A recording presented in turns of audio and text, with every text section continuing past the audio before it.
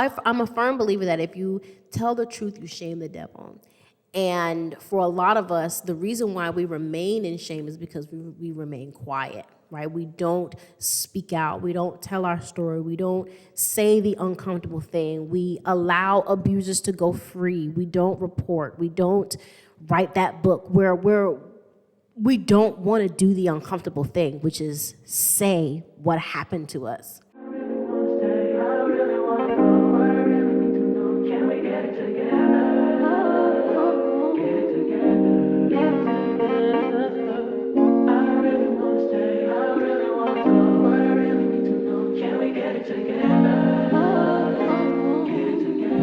What is up, y'all? It's your girl Danielle, and welcome back to my channel. If you are new here, welcome, welcome, welcome. I am a self-love and mindfulness coach, and I help Black women reclaim their peace and personal power so that they can create a life that they love. I teach all about emotional mastery, emotional regulation, mindfulness, and how you can reduce stress and anxiety so that you can create a life that you love where you're not just surviving, but you are thriving. Y'all, I am coming bearing my heart today because I had an excellent meeting and session with a new friend of mine, and we were talking about, how we were talking about her story, right?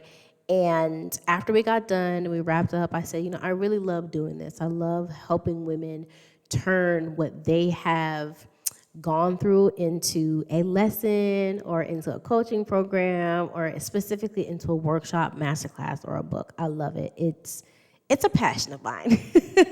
Not just because it's something that I have done, but because I feel like oftentimes we think that our story isn't going to help anybody else, right? And there's a lot of different reasons why we may feel that way. But I also meet with a lot of women who know that they have purpose, who know that they are supposed to be doing something with this story, but they lack the peace. They lack, the capacity to offload some of the burdens that they have in their life, prioritize their peace so that they can tell their story and then change the world. And I always try to remind women that, you are a woman of impact. You are a woman of influence. And the things that you have gone through were not in vain. They were not for no reason. They were to build something up in you and build wisdom and knowledge for you to then pass on to somebody else. But there's something inside of us that tends to keep us stuck and keep us bound, right? And keeps us from sharing, right? And one of those things is shame, right? A lot of times as women, we have not come to grips and come to terms with the fact that some things have happened to us. We have not come to terms with the fact that sometimes there are things that we have done to ourselves and that we have allowed to happen to us, and so we hide, we go on our shell, we carry this sense of shame and guilt around what we did or what we didn't do, right? The decisions that we made. And even if you think about social media is always telling Black women, if you're over 35 and you're not married, you need to settle. You should have made better decisions. You had a man with him. You had a baby with him. You should have chose a better man. And it's like, they were just like my daddy. Like, what you mean? You mean my mama should have chose better? And my mama chose just like her mama, so that means her mama should have chose better? Like, at what point do we stop living in shame? At what point do we start seeing our flaws as beautiful? At what point do we look back at our lives and realize that things weren't perfect, things did not go as planned, and we should have done better? We did know better, but we didn't do any better. But that's okay, right? Like, I feel like our 20s is meant for us to make a bunch of mistakes. And I feel like sometimes we place so much emphasis on adulthood and figuring out and setting a healthy foundation for ourselves that we forget, like, our 20s is kind of like an extension of high school. College is just an extension of high school. And, if you don't know, your brain is not fully developed until the age of 25, between 21 and 25, right? And for everybody, it's different, right? And the way that you were raised, the way that you saw your parents act, the way that you saw your family interact, the friendships and the experiences that you had, all are like coming to a head once you become an adult, because then your frontal lobe is fully developed, right? And then you can only make decisions based off of the information that life has already given you, right? And so when you think about becoming an adult, it's like you're an adult now, you have all these responsibilities, you gotta do what you gotta do. And sometimes we don't make good choices, right? Me included. The whole reason why I'm so passionate about the things that I'm passionate about is because I found myself in a very unhealthy marriage, okay? And I saw that it was a cycle that I found myself in because of the things that I went through with my parents. And I love them dearly. If you know me, I try not to talk bad about people on my channel, but the truth is the truth. And the truth is that they had their own stuff going on, and they bled on me a lot. They bled on me a lot. And so when we talk about what's keeping you from being great, it's this shame that you feel for experiencing the things that you experience. And you can realize that it was a problem, but do you really realize that it's a problem? You know what I'm saying? And that shame isn't supposed to stay, right? The shame is supposed to be like what I feel like is a transitionary emotion, right? You're transitioning from a place of awareness to a place of shame, maybe even some guilt when you're taking a look at it, but some of us get stuck in that shame and we don't find a way out. We don't see light on the other side of the tunnel. We just kind of sit there and wallow in it. But how do we get to the other side of it? How do we break down shame so that we can be great, so that we can tap into our greatness? And it's really about seeing yourself as a human being, seeing yourself as just a regular person, right?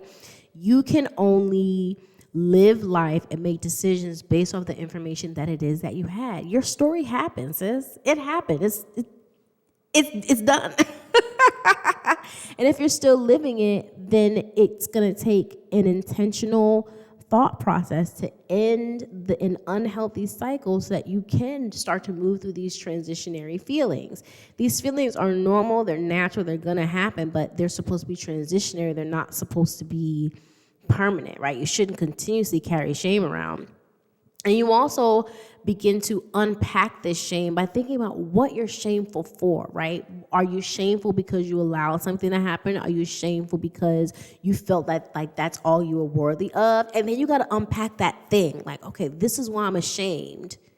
But why did that thing happen? Like, why did that exist? I'll give you an example. For a while, I was ashamed of the fact that I stayed with my ex-husband and he's the one who left me. For a long time, I carried a lot of guilt and shame around being the one who settled but was left. And I still sometimes struggle with that, but I realized that it was God ordained that he left. Because if he had not left, one of us would have ended up hurt and in jail, and nobody deserves that. No one deserves that.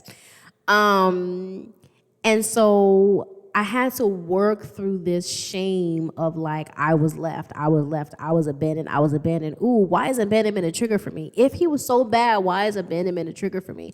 Oh, abandonment is a trigger for me because it reminds me of my dad. Oh, and he left my daughter behind. Oh, that's another trigger for me. So like understanding why these emotions exist in the first place and then digging deeper into why those things are issues in the first place. And a lot of this is going to take a therapist, honey, because I've been in therapy, baby.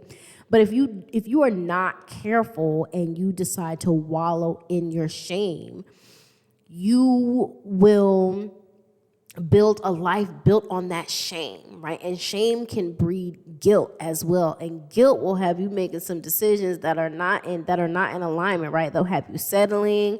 It will have you, really anxious and worried about whether or not you're making the right decision. It'll make you doubt yourself. It'll make you start to look at yourself as if you're not valuable. All these things begin to affect how you view yourself.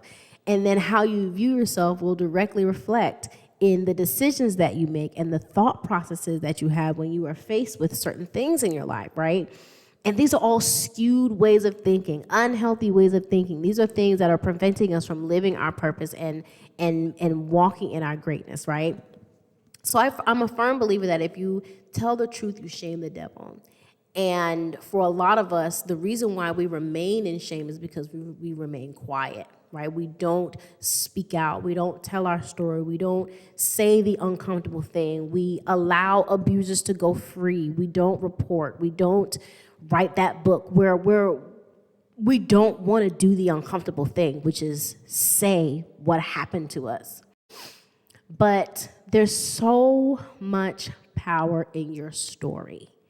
And there are other women out there who are going through the exact same thing. And I don't say that to invalidate what you're going through and say, you should just do it. No, I say that to say that your testimony is powerful.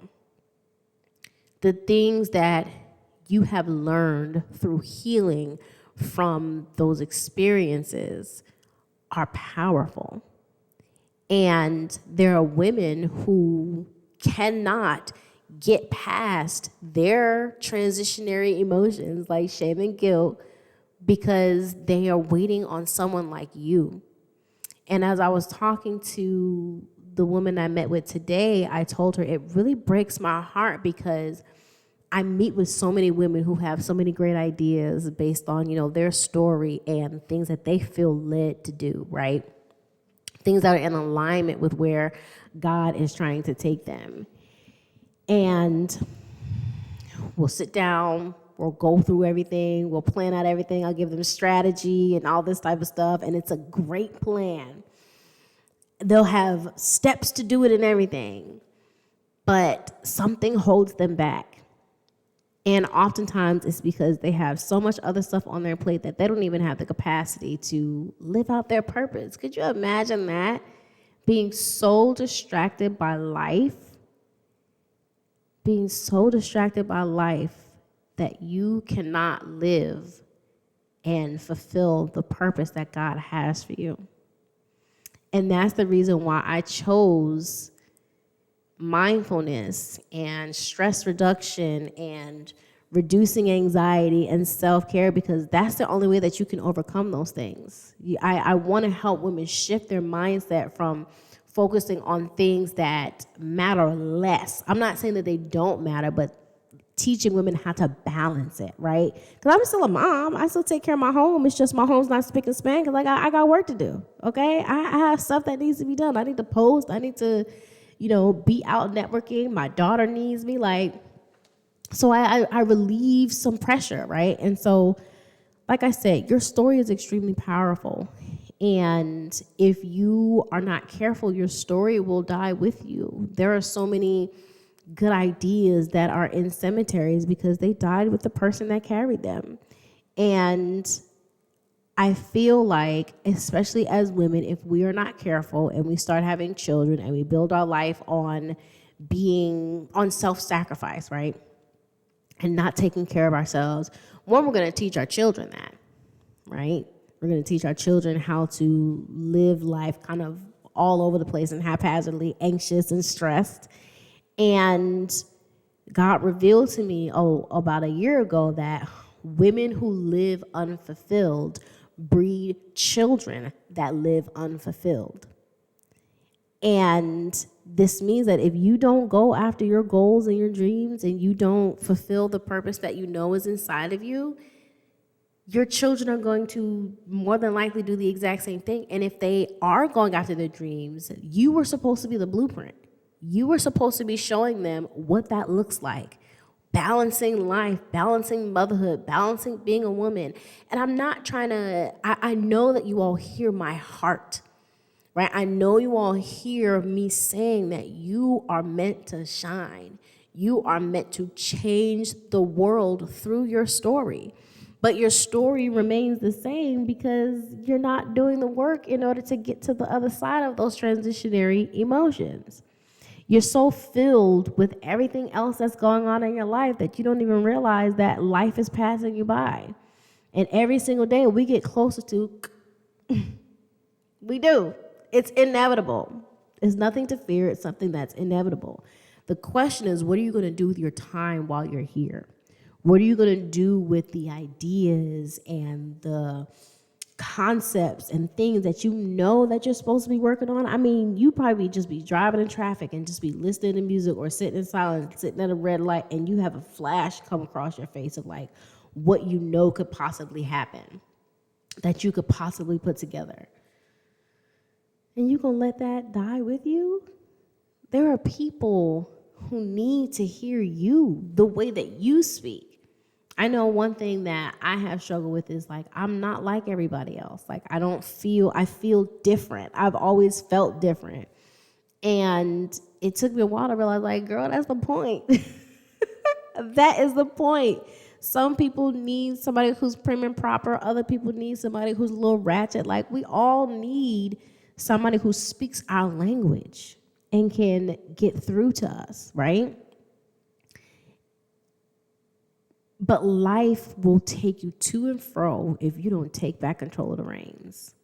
If you don't get through and get on the other side of those transitionary emotions of shame and guilt. The enemy will keep you bound by keeping you silent. The enemy will keep you small by keeping you silent, by keeping you afraid, by keeping you anxious and distracted. And all I'm saying is that you have too much purpose in you, too much talent, too many gifts. And even if it's not speaking, maybe you make gift baskets. Maybe you do hair. Maybe you do makeup. Maybe you babysit children. Maybe you build things. Like, whatever that looks like for you. What would it look like to dream again? What would it look like to allow yourself to share you with the world? What would that look like? What would that feel like? And lean into that. I hope you all enjoyed this. I love y'all. Again, I'm so passionate about this. I'm working on being consistent, okay? When it comes to, shooting content and YouTube, I am going to work on releasing content on Mondays and Fridays because we need to get this community up, okay? And if you are not subscribed, what are you doing? Subscribe. It helps push me through the algorithm. Also, please like, comment, and share. It costs you $0. $0. And I know y'all like what I got going on. I know y'all like this channel. That's why y'all keep coming back, okay? Because period. I love y'all.